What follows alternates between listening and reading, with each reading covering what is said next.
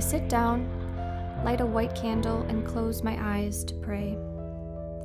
Dear God, I open my eyes, looking at the picture that I have pulled up, the smiling face of Tymar Crawford, a man that was killed by the police, by a police officer, killed by a man named Daniel Simon. I never knew him, and to be completely honest, God, I wouldn't have ever known of him if it wasn't for recent events. The protests, vigils, recognitions, and remembrances, the Pensacola Dream Defenders. I wouldn't have known his name. I wouldn't be here, sitting, praying, with his picture pulled up on my laptop, his smiling face, asking you, God, dear God, who was this man? And how do I honor this man's life and death through artwork? How do I even begin? Where do I begin? Who was this man, Tymar? Who was his family? Who were his best friends? What did he laugh about during his life? What did he cry about? Who did he love? Who loved him? What do I need to know about him? What does our community need to know about him? And what do we need to change here in this community, in Pensacola, Florida, so that a Black man or woman is never murdered by a police officer ever again? I type his name into my computer to learn more about him. A Pensacola News Journal article comes up titled, "Tymar Crawford Shooting. Grand jury declines to charge former Pensacola police detective." It says July 5th, 2019, Pensacola Police Department Detective Daniel Simon shot and killed Tymar Crawford. After a slow chase, Crawford stops his car at his house, exits his car with his hands up, and yet still the scene escalates. Tymar can be heard pleading, "Man, listen, man," before Daniel Simon fires 2 shots directly into him, and Tymar Crawford falls into his car as Daniel Simon fires 5 more shots. Crawford was handcuffed as officers attempted to administer first aid. EMS transported Tymar Crawford to Baptist Hospital, where he was pronounced deceased. The article then says an autopsy found Crawford died as a result of multiple gunshot wounds to the chest and abdomen. But Pensacola News Journal, your reporting fails your community when you neglect to address what Tymar Crawford actually died from. One of the first search results when people want to understand the story of his death, and you don't even mention what Tymar Crawford actually died from. Because 7 gunshots to the chest and abdomen doesn't just happen on its own. You don't just come down with a sudden case of multiple gun wounds. So someone point me to the real cause of death. And not only the murderer, I want an autopsy of this whole entire system, the whole entire system that is in place that created the conditions for this murder to happen. Dear God, I must not really know the history of this land that I live on. Pensacola, Pensacola Beach, Gulf Breeze, Navarre. I must not really know the history of Florida. I must not really know the history of America.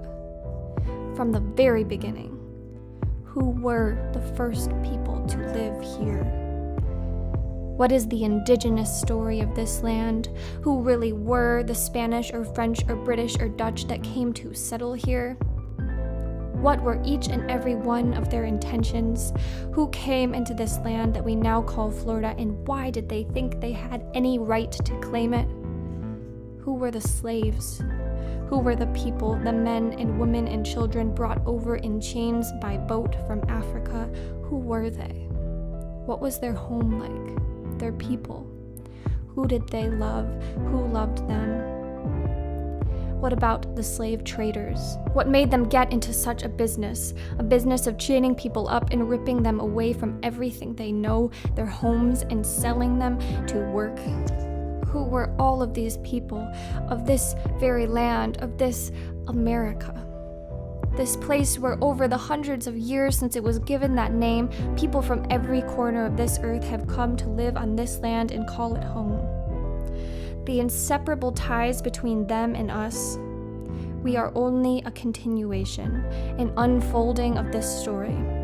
The story of America goes back so much further. The story is bigger. The autopsy of Tymar's death is the human story. It is the human question. Because in this moment, with people from all over the world living on this land of Pensacola, Florida, the truth is that we all share the same roots. The tree of life, the tree of ancestry began with the same cosmic seed. And so when we ask the history of our community, we must ask, who are we really? And deconstruct ideas that are no longer serving us, that maybe really have never ever actually served us. The police force, this construct, needs to change on this basis because it can only serve the needs of our community when we truly understand our own story, our human story. Because these protests, these protections, this revolution underway is crying out for us to no longer perpetuate the story of slavery, of indigenous genocide, of tearing people apart, of forgetting to ask, who are you? Who do you love? Who loves you? We no longer need guards of the system. We need guardians of our humanity. We need accountability. Because to keep a police force accountable, not only the police force, but each and every member of the community needs to be asking each other, what do you need? And what need is not being met here?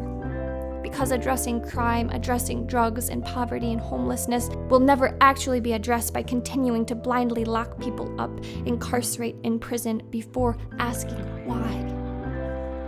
It means joining together as a community to find answers to these big questions, to learn from the past, to embody the words of Maya Angelou, who writes, "Out of the huts of history's shame, I rise. Up from a past that's rooted in pain, I rise." Because when I asked Tymar's cousin, Adriana, what was Tymar like, she said he was a very caring person. Anything you asked Tymar to do, he would do it. He was such a very humble and encouraging person. And if a person ever needed anyone to be there for them and be a great friend, he was the person to call. And when I asked her what Tymar would want his commemoration to bring to our community, she said, Tymar was all about family and togetherness. I believe he would want the community to come together and for all the kids to know no dream is too big to chase. You can be anything in the world and to live positively, because giving love is the best attribute to life. And so when I get on my knees and pray and ask what dream seems too big, what dream, Tymar, do we dream together? I hear that God among mortals means God dwelling with us.